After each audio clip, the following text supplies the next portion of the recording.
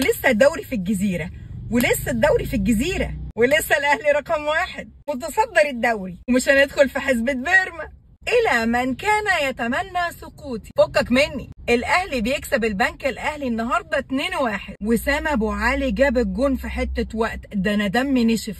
أنا قلت خلاص بقى هندخل في حسبة بيرما، وحسبة ما يعلم بها إلا ربنا. وقعدت أعد كده فرق الأهداف وأشوف إحنا فارقين عن بيراميدز بكام هدف. بس يشاء السميع العليم إن في آخر ثواني في الماتش وسام أبو علي بيجيب جون الفوز. والله العظيم ده أنا دمي هرب، دمي هرب.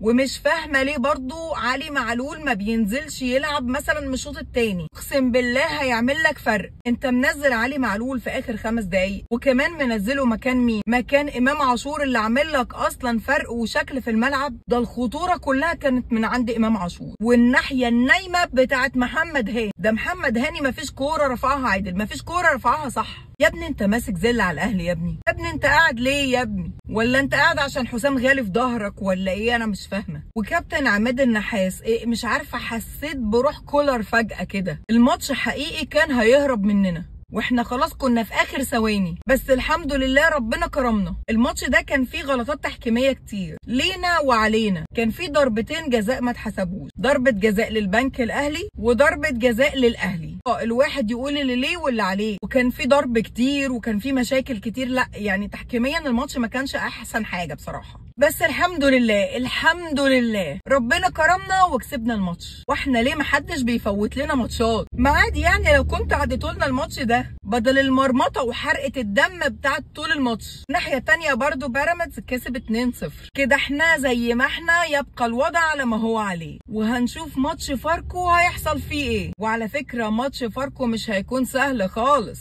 نبتدي نجهز كده ونشوف ايه المشاكل اللي قابلتنا في الماتش ده علشان ما نعملهاش تاني في ماتش فاركو. خلاص ده الماتش المصيري، ماتش الدوري، ما ينفعش بأي حال من الأحوال تفوت الماتش ده. مليون مليون مليون مبروك يا أهلاوية، وإن شاء الله الدوري في الجزيرة.